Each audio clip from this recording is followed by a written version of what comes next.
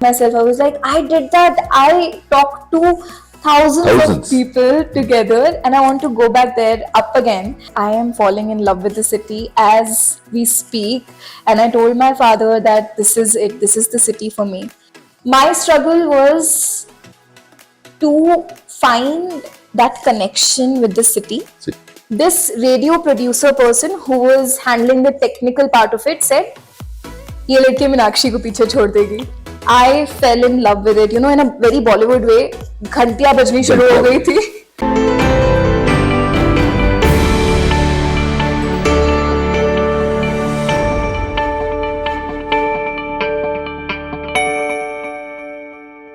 Hello and welcome back to the latest episode of GIBS IRE Talks podcast, powered by GIBS Business School, a place where innovation meets inspiration. And today we have a guest who is both inspiring and innovative. Hold on. Before I introduce the guest, I'm only checking with you all people.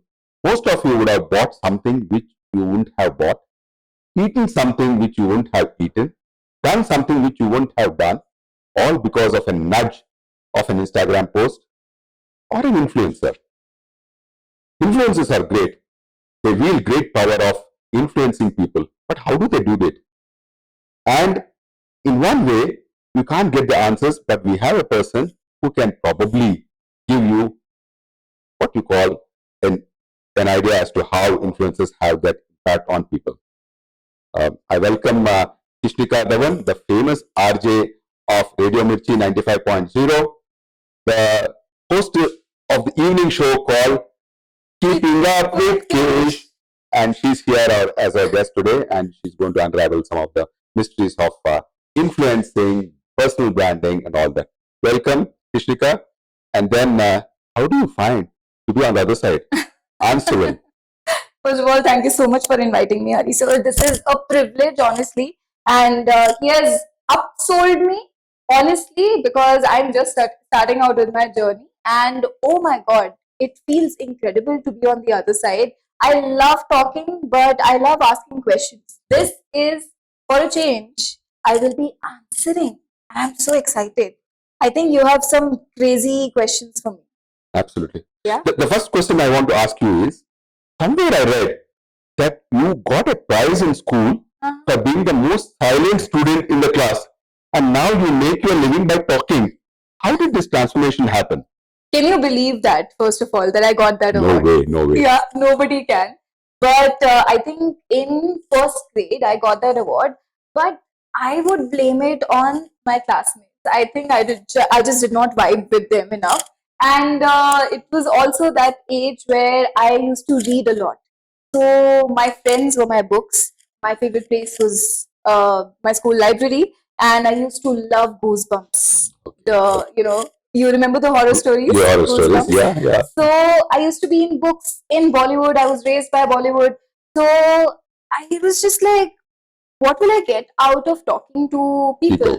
What will I even get out of this? And after that, after I got that award, my parents actually were very concerned. They were like, why is she not talking in class? This is not an award that you give a Punjabi. This is offensive. So, after that, I started speaking with my fellow classmates. I started speaking with a lot of people in my family itself. I started doing a lot of public speaking as well after that. And then my parents were like, why did we push you to speak? We wish you were the same child who used to just read a lot and everything. My parents actually took me to a doctor when I was 5 years old, or wait, how old are you when you start speaking? 3 years old, right? 3. Yeah. So I did not start speaking, and my mom actually took me to a doctor to know if something is wrong with me. Yeah. And my parents are now like, I wish something was, because now you don't stop speaking in a very unserious way. They say this, but yeah, I got that award, and then I took it seriously. I was like, no, I have to change this. And you proved everybody wrong. Yes. But how are you as a student in the school? Good, average, or rank holder type? Also, it's debatable. If you'll ask my social science teachers from school, if you'll ask my English teachers from school, if you'll ask my Hindi teachers from school, they'll be like, oh, what a brilliant child and everything. Yeah. But if you'll ask my math teacher, she would tell you how having me as a student was a nightmare for her because she was not meeting her targets. Same here, same here. And I used to fail math. I used to barely pass my math exams. I used to rote learn a lot of answers. I never like passed because something was happening here. Something was happening here, and that was photographic memory. I used to rote learn all my answers, and I used to be like, "Oh, this is that same question I learned from NCRT, right?" Oh, yeah. So same thing used to happen, and yeah, if you'll ask my math teachers, they'll be like, "We are very grateful that now she's not my student."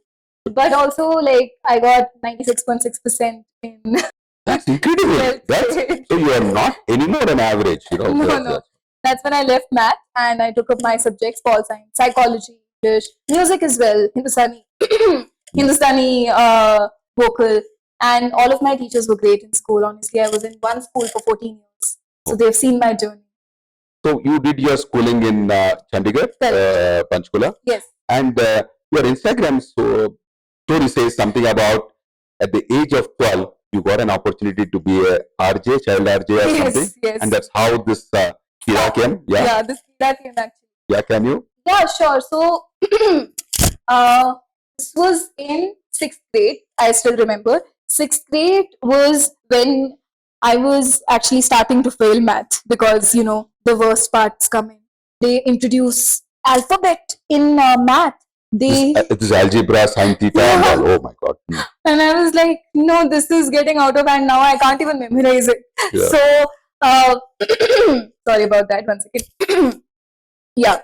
So, there was this Hindi teacher of mine. Her name is Sunita Rana ma'am. Sunita Rana ma'am also was the theatre teacher in our school. And she used to do a lot of cultural activities. And she said, okay, there is this program where you will be taken to a community radio station in Punjab University. Oh. And that station used to air around Chandigarh. And your voice will be there. So if you guys want to join, you can, you know, enroll in this program of mine and you can just join it. So I joined it. And there were a lot of kids with me also. But I think I did it originally. Honestly, I did it just to bunk my classes. Oh my God. I was like, okay, so math periods are there on this date. Maybe I can bunk some classes. And it used to be after school also. So I was like, anyway, I'm not doing anything after school. So might as well just do it as a hobby. But as soon as I walked into that studio, I swear to God, I fell in love with it. You know, in a very Bollywood way. Ghantiyan bajni shuru ho gayi thi. And you thought that's the place to be in? Yes, definitely. I grew up listening to a lot of radio. I remember there used to be this RJ Meenakshi. She is still there. My FM. She is big in the North Belt. And the reason why I fell in love with radio is because I used to listen to her shows, morning shows, night shows. And the way she speaks, she's just herself. Whatever she is, she owns it. Even if she stutters while speaking, that she doesn't a lot. But even if she does, she, you know, she's like, oh, many. That's a signature. Yeah. So she owns it. And when I went there, I remember it very clearly when I went to that studio and I started speaking and I started emoting the script that was given to me because you can't speak as a child without a script, right? So a very radio drama sort of a script was given. I was a character. And when I started emoting, this radio producer person who was handling the technical part of it said, "ये लड़की मीनाक्षी को पीछे छोड़ देगी." Oh, that's incredible. That's incredible to start with. Yeah, to hear that as a 12-year-old who is afraid of speaking still because, you know, teenagers are not. And who got an award for being silent in the class. Yes. Yeah. Let's go to the next stage. I think from Chandigarh to Bangalore, how did you make that move? And then your graduation in mass communication, psychology, literature, yes. and Christ. Was it your choice? Yes, it was the perfect choice. So like I told you, in 12th grade, I had my subjects: psychology, English, political science, and literature, whatever. I had all my subjects in +1, +2. And I was confused between media, psychology, and literature. At Christ, I got all three of them together. So perfect thali. Exactly, perfect thali. That was like chappan bhog jo hota hai, that was my chappan bhog. So I said I have to get into this course. And people said a lot of things about Christ, it's strict and everything. But then I was like, no, if you are not going to go through something, how are you going to grow through something? So I was ready to take up that challenge, and also I love South Indian food. So Christ being in Bangalore was like, it became my dream college in 8th grade. I worked towards it. I did math for it. I did math for it because for Christ to stake claim here. Yes, for Christ you need to give an entrance exam, right? Yeah. So I did quant, I did logical reasoning. I paid extra to do that math because that's how much this course meant to me. So I came to Bangalore in 2019. I've been here for 5-ish years now. And I remember the first time when I came to this city, again, wo ghanti wala system happened. I was in that BMTC that connects like the Kia bus, right? Yeah. I came from airport to Christ, and it was raining. It was so beautiful. And I was like, I am falling in love with the city as we speak. And I told my father that this is it. This is the city for me. And that was when I hadn't even cleared my interview for Christ. But you made up. Yes, I made up my mind about Bangalore. There is something about the city which resonates with my soul. You see, I'm a very Bollywood person, so my city, on paper should be Bombay, should be Mumbai. True, yes. But Mumbai is too fast-paced for me. Chandigarh is too slow. And Bangalore has got that romantic side of it. Exactly. Bangalore is that very sweet spot. Yes. Yes. So that's why I chose Bangalore. I came here. Thankfully, I got into Christ. And from then, it's just been a journey of falling in love with the city. And I'm so grateful that I get to talk to people of the city every single evening. Day. We'll come to it. Yes. Before that, you had post your education in Christ. You got into a creative bouquet where you were into the content creation. Yes. And also, some creative responsibilities. You have taken leadership responsibilities there. So all these definitely were foundations for your radio producer job and the RJing style you have. Was that stint also helpful for you? The stint of being a producer, being in the creative line, in communications, in a company before Mirchi. Okay. Yeah, so I used to work as a social media manager for a startup company. But when you work at a startup, you don't work as someone. You wear all the hats. Yes. Right? Yeah. One of the hats that I had the privilege to wear was to be a part of one of the podcasts that they were producing and shooting. And when I was there, I was at that time, I used to think that, maybe RJing is not for me because I was having a lot of thoughts. And here, marketing is something that I was doing in college as well. I was earning, I started earning since first year of college by doing content creation, social media for brands. So I said, if I choose this, maybe in some years I can become the youngest CMO and everything. So I was like, I was at crossroads. But that podcast that we were producing that day, it pushed me back. So that was like a very motivational factor, but also it taught me a lot of things about, how audio production is working now. Yeah. And Kish, as an RJ, there are some iconic names. I always remember being the Delhiite, Naveed, and you talked about Meenakshi. Yeah. Do you have some idols in the RJing, what you call fraternity? So, although I talked about Meenakshi, I would say that no, I don't have any one idol. I would say that I'm a museum of all the shows, all the great shows I've heard on radio.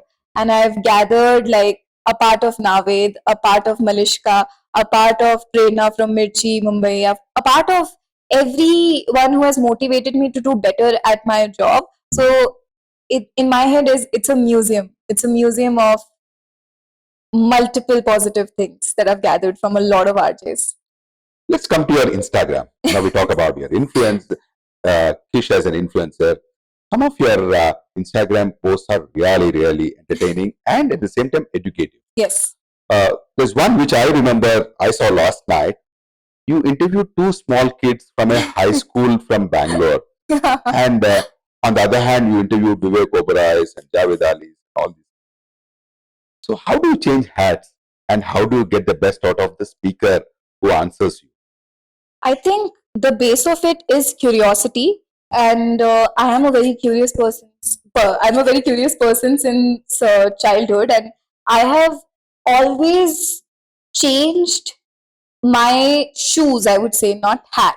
I have changed my shoes whenever I have a guest in front of me. So I try to put myself in their shoes.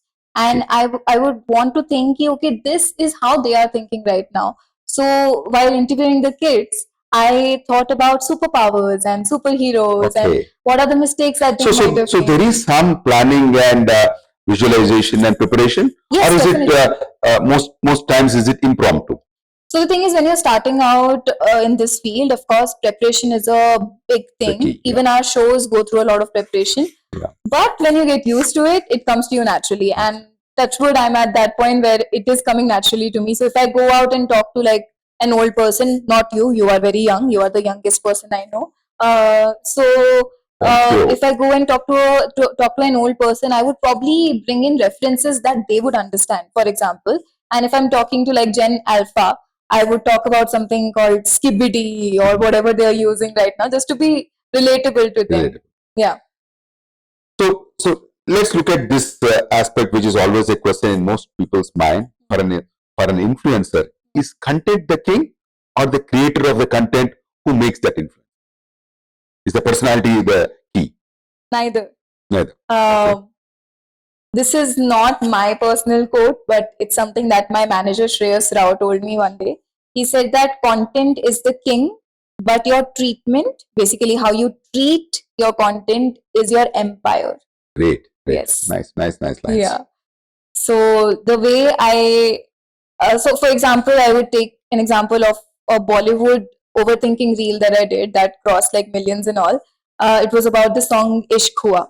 And it just came to me.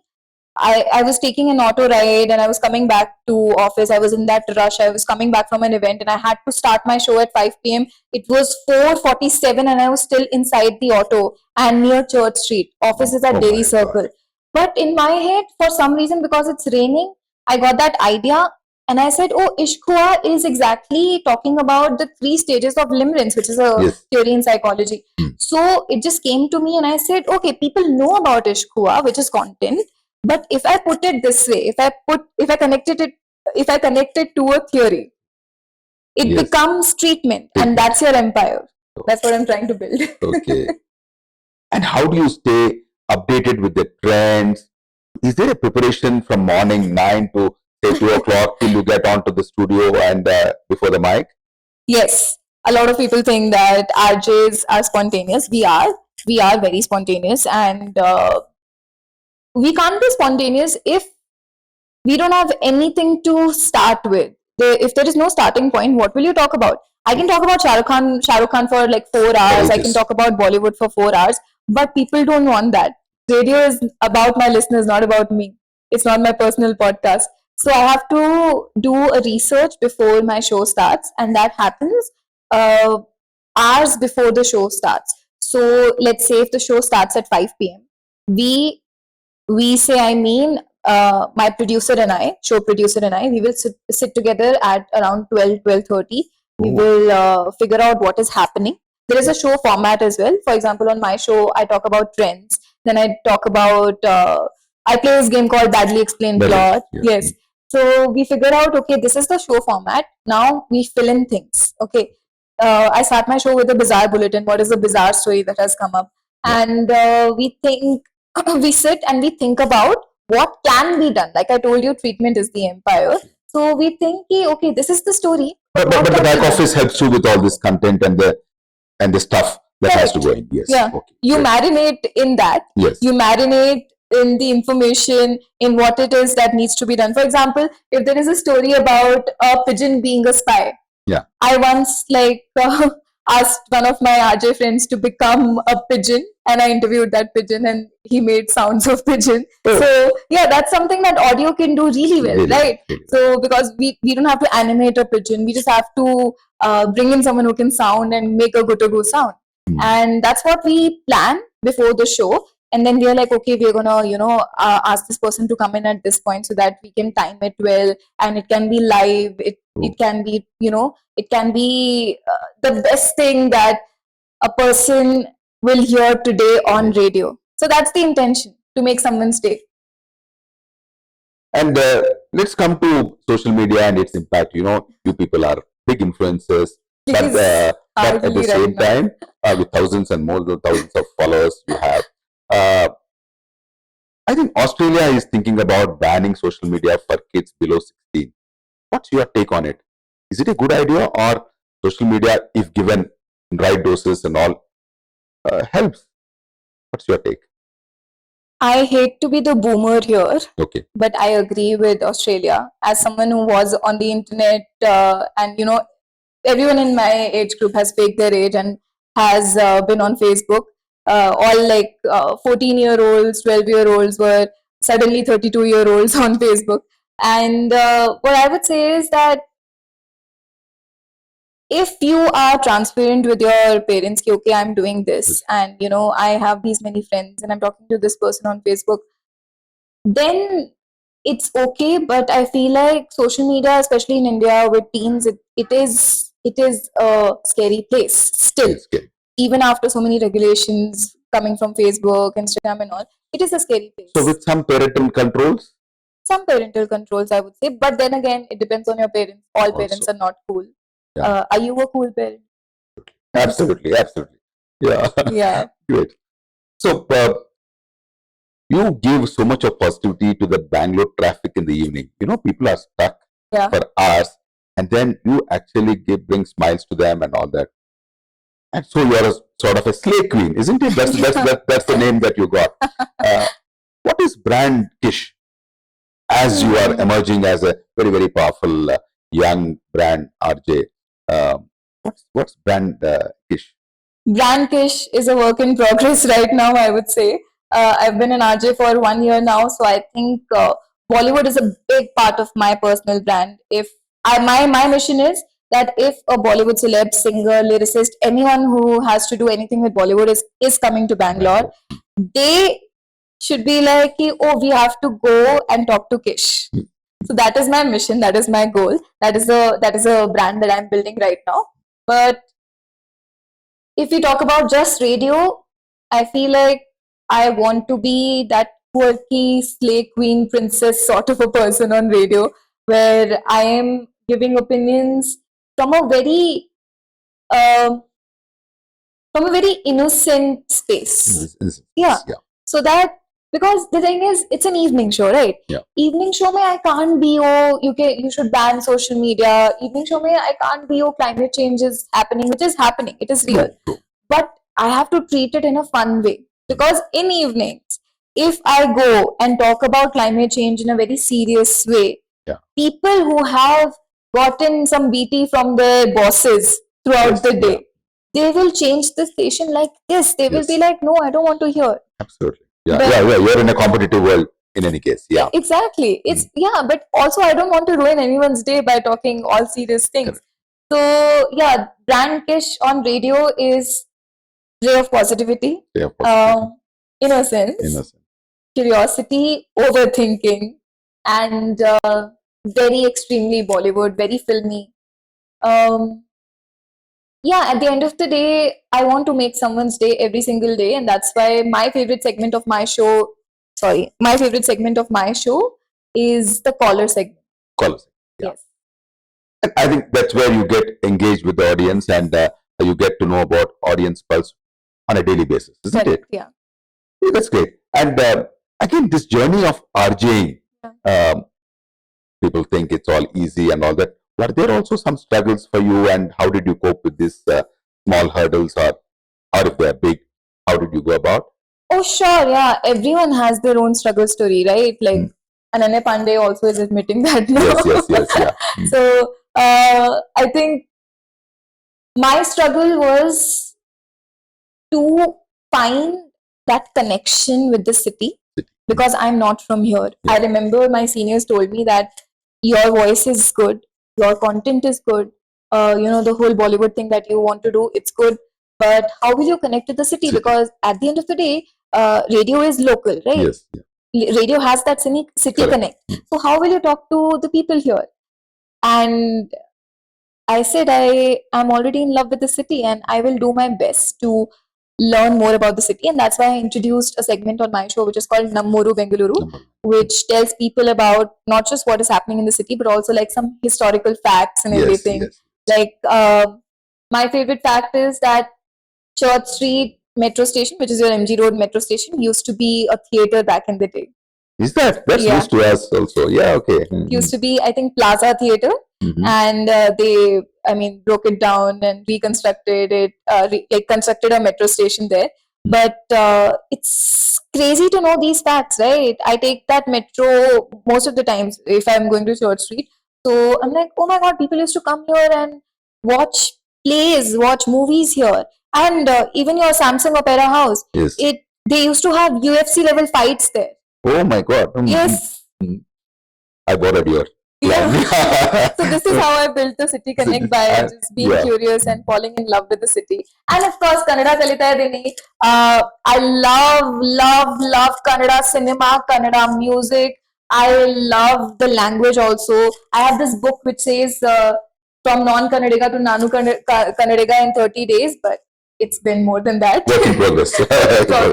So yeah, that's how I also have the segment called Kannada with Kish on my show, where I'm like, oh, I learned this word today, and I want to use it in this way. If you are also not from here, because it's a Bollywood station, and I know people who are not from here are also the main audience.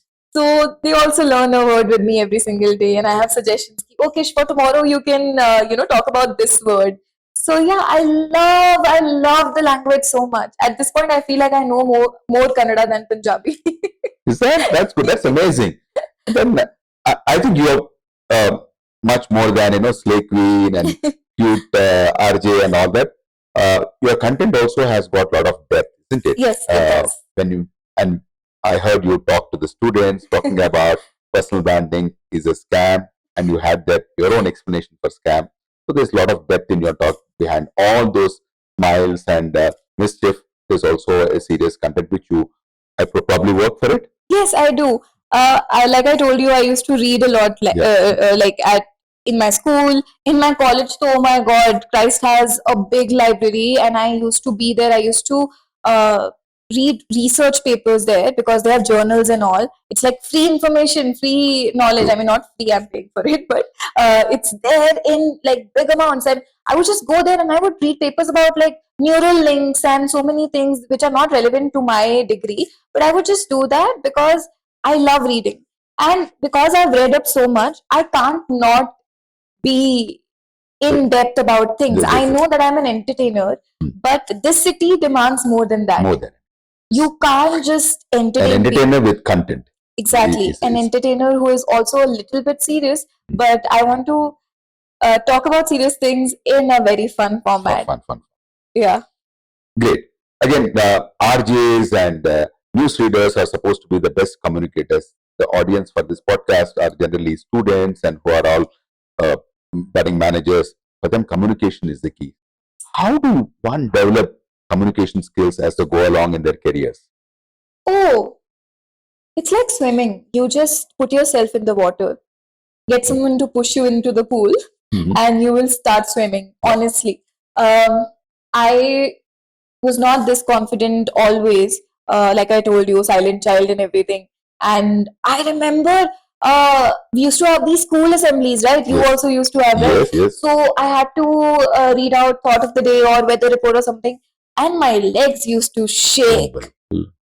And now I want to do the entire assembly. I'm like, okay, don't listen to the principal or teacher, just listen to me. Kids like stay in school, whatever. But I think it's been a journey of just exposing myself to a lot of public speaking activities, and that's how students can also learn. If you have any opportunity in your classroom, in your college, to present, just take it. It's okay. Take the stage. Yeah, it's all right to fail. That high that you get, the rush that you get when you're on stage, it is like going on a roller coaster, right? Yeah. You are very afraid when you are like, oh, you're watching, you're like, oh no, people are screaming, what is happening? But then you go, you take that ride, and then you're like, once again. You want to repeat. Exactly. Yes. Public speaking is exactly like that. You just start going there. I would not have like considered myself as a host. I was like, okay, radio is okay. Radio is like one-to-one communication. I'm talking to one person. But then I had to host concerts. Yes. And I was pushed into the water. And I did it. It's okay. The first time when I did it, I was okay. I was fine. I was like, okay, this is okay. People are responding to me. But when I came down and I sat with myself, I was like, I did that. I talked to thousands of people together, and I want to go back there up again. And I want to just talk to more people again. And now I love hosting. I'm like, just put me on stage. It's okay. If I have to stall the artist, it's okay. Just I want to talk on stage. Like fish taken to water. Yeah, yes. It is. It is. Good. Kish, as we come to the close, I want to ask you, what's next on your plate? Does Kish want to be 2025, 2030?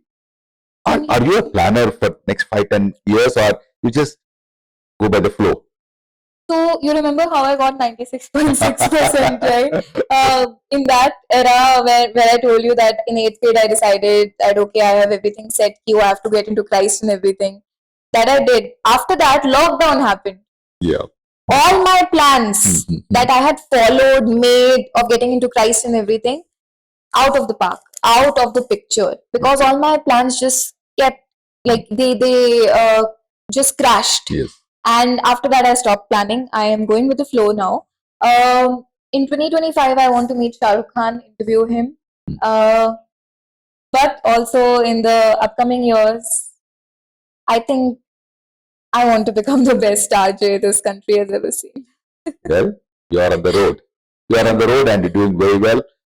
Thank you so much for accepting our invitation and coming over here and talking to us and on this IRE Talks of GIBS. Indeed, an absolute pleasure, and you have been amazing. You so Thank you. It was my pleasure. You're such a slayer. Thank you so much, and dear friends, don't forget to like, share, and subscribe to our channel, GIBS Business School Bangalore. Follow GIBS IRE Talks, GIBS Business School on all social media handles. Stay updated. This is Professor Hari Prakash signing off. Till next time. Thank you.